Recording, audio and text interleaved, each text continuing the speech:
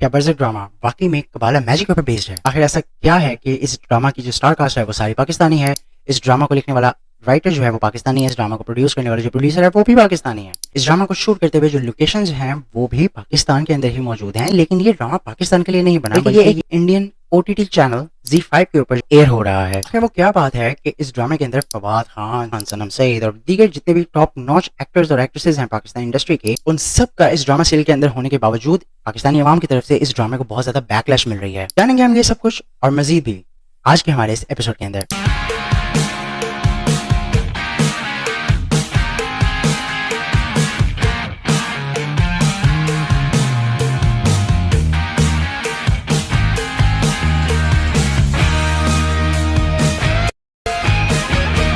और despite the fact कि इस ड्रामा के क्रिएटर्स का कहना है, सो कॉल्ड क्रिएटर्स का ये कहना है कि ये ड्रामा जो है वो पाकिस्तानी ऑडियंस के लिए बना ही नहीं है, एंड इस ड्रामा सीरियल के जितने भी राइट्स हैं वो बेच दिए गए हैं एंटरटेनमेंट टेलीविजन Z5 को। ये एक ओटीटी प्लेटफॉर्म है जो कि सब्सक्रिप्शन बेस्ड मॉडल के ऊपर जो है वो काम करता है, जिस तरह से आपके नेटफ्लिक्स या अमेजॉन प्राइम होते हैं। लेकिन ताजुब की बात असल में ये है कि ये ड्रामा जो है वो बना था सिर्फ Z5 के लिए, ओटीटी प्लेटफॉर्म के लिए, इनके लिए। इस ड्रामे की जो ऑडियंस थी वो ऑडियंस थी जो कि ऑलरेडी सब्सक्राइब्ड मेंबर्स हैं, पेड मेंबर्स हैं Z5 के। लेकिन अचंभे की बात यह है कि है वो Z5 के यूट्यूब चैनल जी जिंदगी के ऊपर जो है वो फ्री ऑफ कॉस्ट जो है वो दिखाया जा रहा है। इनडायरेक्टली कहीं ना कहीं ये लोग जो है वो पाकिस्तानी ऑडियंस को इन्वॉल्व तो कर ही रहे हैं, बिकॉज एक क्यूरोसिटी का जो एलिमेंट है वो तो एग्जिस्ट करता ही है ना, कि भाई हमारी पूरी स्टार कास्ट जो है वो पाकिस्तान की है, हमारी locations, editors, directors, producers, writers सारे पाकिस्तान के हैं। बट ये ड्रामा जो है वो पाकिस्तान के लिए, ऑडियंस के लिए नहीं है। तो इस तशवीश के अंदर, इस क्यूरोसिटी के अंदर जो है वो काफ़ी सारी आवाम जो है वो बरज़िक ड्रामा को जो है वो देख रही है और काफ़ी ज़्यादा नेगेटिव रिव्यूज़ हैं। अब why I think this drama series should get ban in Pakistan, because ये ड्रामा जो है ये दो लेवल्स के ऊपर जो है वो गंदगी फैला रहा है। पहला तो हो गया कि डायरेक्ट गन जो कि ये खुल्लम खुल्ला जो है वो शो कर रहे हैं, जैसे कि LGBTQ हो। इसके अलावा एक और काम ये जो कर रहे हैं वो ये कर रहे हैं कि ये एक डीपर लेवल के ऊपर जाके जो है वो हमें मैनिपुलेट कर रहे हैं। इस ड्रामे के अंदर इतना कुछ सिंबलिज्म और हिडन कॉन्स्पिरेसीज और जितने भी हिडन साइंस, हिडन सिंबल्स और हिडन न्यूमरोलॉजी होती है, जितनी भी बिब्लिकल प्रोफेसीज हैं जो कि आने वाले दौर के अंदर जो है वो बाइबल ओल्ड टेस्टामेंट और बाइबल न्यू टेस्टामेंट के अंदर जितनी भी प्रोफेसीज हैं उनको तोड़ मरोड़ के और इस्लाम की टर्मिनोलॉजीज को तोड़ मरोड़ के जो है ना, इन्होंने एक इतना गलीज किस्म का एक मिक्सचर बनाने की कोशिश की है ना कि हम लोग हमारे एक्चुअल पाथ के ऊपर से जो है वो हट जाएं। हमें पता ही ना हो कि यार जो हमें हमारे दीन ने, जो हमें हमारे मज़हब ने प्रीचिंग्स दी हैं वो, और जो ये मिक्सअप करके प्रोपेगेंडा चला रहे हैं, इस तरह की सॉफ्ट मैनिपुलेशन कर रहे हैं, उसमें फ़र्क क्या है। इस ड्रामे के अंदर एक बुक है और उसका स्टार्ट भी जो, इस ड्रामे का स्टार्ट भी जो है वो इसी बुक के साथ किया जाता है, और इस बुक का नाम है द बुक ऑफ नोवेयर। अब जिसके फ्रंट के ऊपर जो ये एक सिंबल बना हुआ है, अब इस सिंबल का जो मतलब है ना वो है, ये इस सिंबल को कहा जाता है star of David. Star of David जो है वो यूजुअली यूज किया जाता है in performing different acts of कबाला magic. और अगर आपने कभी गौर किया हो तो इसराइल के झंडे के ऊपर भी जो है वो यही स्टार ऑफ डेविड भी लगा भी बना हुआ है। Just look at the poster of this drama. इस ड्रामे के अंदर जो है वो आपको स्टार कास्ट तो नज़र आ ही रही है, जैसे फवाद खान है, सनम सईद है, लेकिन आपको यहाँ पे ये आंटी कौन है, ये जिन्होंने पूरे ऊपर से लेकर नीचे तक जो है वो लाल दुपट्टे के अंदर है। शायद आप लोगों में से ज़्यादातर लोगों को इस बात की नॉलेज ना हो कि ये जो कॉस्ट्यूम इन आंटी जी ने पहना हुआ है ना लाल कलर का, ये असल में एक एंटिटी, एक मखलूक को जो है वो रिप्रेजेंट करता है। ये जो लेडी डीमंस होती हैं,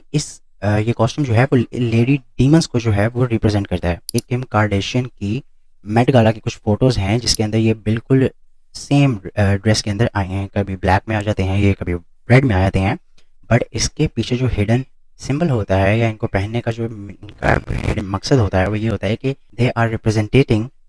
द डेविल्स, द डीमंस। और बेसिकली इस ड्रामे की थीम के अंदर जो है ना वो बेसिकली ये है कि ये बाबा जी जो होते हैं ना, ये अपनी जवानी के अंदर इस लालू आंटी से जो है ना वो मोहब्बत कर बैठते हैं,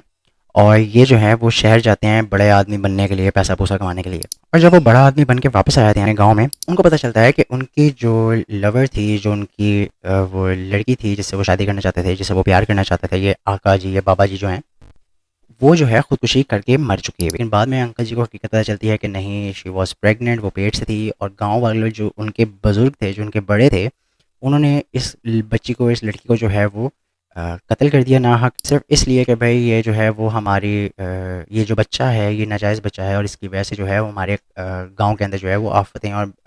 मुसीबतें जो हैं वो आना शुरू हो जाएंगी। और उसके बाद होता ये है कि जैसे ही ये इस आंटी को या इस लड़की को जो है वो कत्ल करते हैं, तो ये लड़की जो है वो आलम बरज़ख के अंदर चली जाती है। अब अल्लाह पाक ने जो है वो हमें साफ-साफ बता दिया कुरान और हदीस के अंदर कि आलम बरज़ख वो जगह है जहाँ से इंसान यहाँ पे जब उसको मौत आ जाती है तो उसकी रूह जो है वो एक जहान के अंदर इंतज़ार करती है जब तक कि क़यामत का दिन नहीं आता। वो जो इंतज़ार करने की जगह है रूह की, वो आलम बरज़ख है। तो वो लड़की जैसे ही आलम बरज़ख के अंदर जाती है तो वो एक तो काम करती है कि वो सबसे पहले कर्ज़ कर देती है उन सारे बूढ़ों को, उन सारे बुज़ुर्गों को जिन्होंने मिल के जो है वो उस लड़की को मारा था। तो एक ही दिन के अंदर वो सारे बुज़ुर्ग जितने भी होते हैं ना इन्वॉल्व इस सब में, वो हार्ट अटैक से एक ही दिन में, एक ही टाइम के ऊपर जो है वो मर जाते हैं। दूसरा कर्ज़ जो ये लड़की जो है वो देती है, वो ये देती है कि अब उस दिन से, जिस दिन से इस लड़की का कत्ल हुआ, जितनी भी लड़कियाँ उस गाँव के अंदर पैदा होती थी 16, 17, 18 साल जो उस लड़की की उम्र थी, जिस उम्र में जो है इस लालू आंटी को कत्ल किया गया, उस उम्र को जैसे ही कोई लड़की पहुँचती है, मिर्ज़ा आंटी जो है ना वो उसको उठा लेती है। मेहताब आंटी असल में इस ड्रामे में ये जो आंटी का नाम है ना वो मेहताब है। तो वो मेहताब आंटी जो है ना वो उनको बरज़ख में अपने पास बुला लेती हैं। तीसरी इन्होंने जो सबसे बड़ी ब्लेंडर किया ना और इसको बड़े आराम से इन्होंने पोर्ट्रे कर दिया कि भाई जो ये लालू आंटी होती हैं, ये अपनी बेटी जो कि वो प्रेग्नेंट होती हैं जब उनका कत्ल किया जाता है, तो वो आलम बरज़ख से जो है वो इस दुनिया के अंदर अपनी उस बेटी को जो है वो वापस भेज देती हैं बाबू जी के पास। यहाँ तक तो ज़्यादातर लोग कहेंगे कि भाई ठीक है, फ़िक्शनल है और ये जो है इसका दीन और मज़हब से कोई लेना-देना नहीं है। आगे चल के ड्रामे के अंदर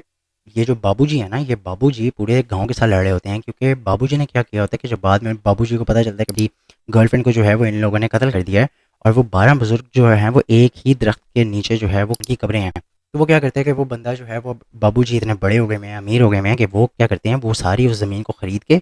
उन बुज़ुर्गों को जो है वो कैद कर लेते हैं अपने पास। और गाँव वाले जो हैं वो अपने बुज़ुर्गों से मिल नहीं सकते, उनकी कब्र वगैरह पे नहीं आ सकते, फ़ातिहा वगैरह नहीं कर सकते और ये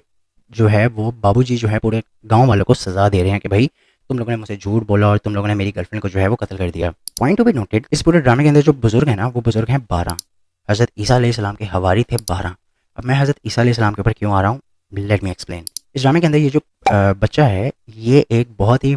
वाहियात और बहुत ही बेहुदा किस्म का जो है ना वो जोक क्रैक करता है। वो जोक ये होता है कि वो अपने बाप से यानी कि फवाद खान से पूछ रहा था कि बाबा, क्या मरने के बाद कोई वापस ज़िंदा हो सकता है? एक सीक्रेट सोसाइटी है जिसका नाम है फ्रीमेसन्स, आप लोगों ने इसका नाम सुना होगा। इस ड्रामा के अंदर जहाँ-जहाँ पे लेटर ए का इस्तेमाल हुआ है ना, वहाँ पे आप देख सकते हैं कि उस ए को इन्होंने फ्रीमेसन्स के लोगों की तरह जो है वो ड्रॉ किया है।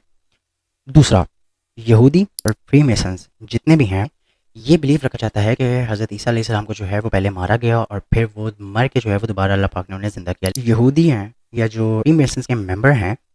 वो असल में जीसस क्राइस्ट को एतोनाई भी कहते थे। अब एतोनाई का मतलब इंग्लिश के अंदर होता है नेक्रोफिलियक। तो यहाँ पे ये बच्चा जो है वो अपने ही जो का जवाब देता है कि ओ सिर्फ वही मर के जिंदा हो सकता है जो कि नेक्रोफिलियक हो। अब नेक्रोफिलियक या एतोनाई वर्ड जो है वो उसकी मीनिंग क्या होती है? Person who is attracted to और has done sexual things with a dead body. तो ये हज़रत ईसा अलैहिस्सलाम पे तौबा नाउज़ुबिल्लाह इस चीज़ का इल्ज़ाम लगाते हैं कि वो जो है वो मुर्दों के साथ बदफेली करके जो है वो दोबारा ज़िंदा हुए। उसके बाद आप इस ड्रामे के अंदर ये भी देखेंगे कि भाई जब सूरज काला हो जाएगा और चाँद जो है वो लाल हो जाएगा, तब 2 दुनियाएँ जो हैं वो आपस में मिल जाएँगी और तबाही आ जाएगी। ये सारी जो इंटरप्रिटेशंस हैं, ये सारे जो जितने भी डायलॉग्स वगैरह हैं, ये सारे के सारे बिब्लिकल प्रोफेसीज़ के एंड ऑफ टाइम से जो है वो ली गई हैं। जिस तरह से हमारे कुरान पाक में और कुरान हदीस में हमें बताया गया है कि भाई कैसे आखिरत जो है वो आने वाली है और आखिरत के टाइम पे जब का ख़त्म हो रहा होगा तो उस वक्त ये निशानियाँ होंगी, ये चीज़ें हो रही होंगी। तो इस तरीके से बाइबल के अंदर भी सर्टेन चीज़ें जो है वो बताई गई हैं कि इस तरीके से ये इवेंट्स होंगे। तो समझ लेना कि एंड ऑफ टाइम्स करीब है। उन चीज़ों को तोड़ मरोड़ के इन लोगों ने जो है वो एंड ऑफ टाइम्स को इस बुक ऑफ नोवेयर के थ्रू जो है वो एक्सप्लेन करने की कोशिश की है। उसके अलावा अगर आप इस ड्रामा सीरियल का बिगनिंग देखें ना, जहाँ से इसका ओपनिंग सीन आता है, वहाँ पे इन्होंने बिल्कुल वही पोर्ट्रे किया है जैसे एडम और ईव, हज़रत आदम और हज़रत हव्वा, कि कैसे वो भी एक फल खा रहे थे। ये कपल भी जो है वो एक फल खा रहा है और ये बिना कपड़ों के हैं या बहुत ही कम कपड़ों के हैं। तो ये सारी चीज़ें जो हैं वो अनकॉन्शियसली कॉन्शियसली जो है वो हमारे अंदर इम्प्लांट की जा रही हैं। मुझे समझ नहीं आती कि हमारी जितनी भी स्टार कास्ट है, प्रोडक्शन हाउसेज़ को जो कि इस तरह के कमर्शियल, जो कि इस तरह के एंटरटेनमेंट के नाम पे ड्रामा, सीरियल्स और मूवीज़ वगैरह जो हैं वो बनाते हैं, ऐसे प्रोड्यूसर्स, ऐसे राइटर्स, ऐसे डायरेक्टर्स, इनको बैन क्यों नहीं करते हम? ये एक बड़े स्विफ्टली एजेंडा, एक प्रोपेगेंडा के साथ जो है वो चल रहे हैं कि जिस तरीके से क्रिश्चियनिटी के अंदर उन्होंने अपने प्रॉफिट के लिए टॉलरेंस छोड़ दिया ना। मैं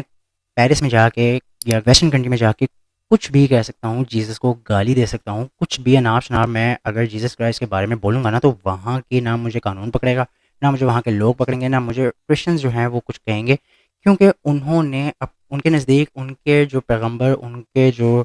नबी हैं, उनकी इज़्ज़त नहीं है। और ये टॉलरेंस जो है ना, ये हम मुसलमानों के अंदर बहुत ज़्यादा है। हम अपने प्रॉफिट्स के ऊपर जो है वो 1% भी कॉम्प्रोमाइज़ नहीं करते। जिस तरीके से हज़रत मुस्तफ़ा मोहम्मद सल्लल्लाहु अलैहि वसल्लम हमारे आखिरी प्रॉफिट हैं, उसी तरीके से हज़रत मूसा भी हमारे प्रॉफिट हैं, उसी तरीके से हज़रत ईसा भी हमारे प्रॉफिट हैं। तो ये सॉफ्टली जो है वो हमें हिट कर रहे हैं, हमारे आने वाली नस्लों को हिट कर रहे हैं कि कैसे जो है वो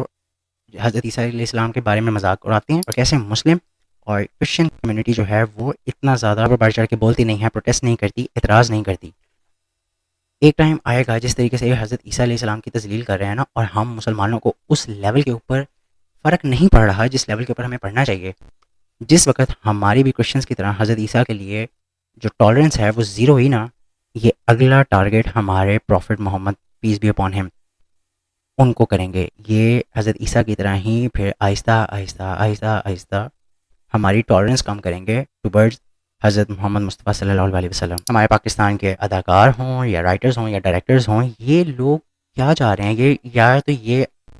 या तो ये लोग ये चीज़ पोर्ट्रे कर रहे हैं कि भाई ये पाकिस्तान के अंदर बहुत ज़्यादा घुटे हुए हैं, और अगर इनको चांस मिले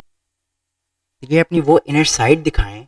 जो कि ये अब भी दिखा नहीं पा रहे एक कंजर्वेटिव सोसाइटी के अंदर जिसका नाम इस्लामी जमहूरिया पाकिस्तान। मैंने आई थिंक मैं जितना भी डीपली बर्ज़ख को एक्सपोज कर सकता था मैंने किया है।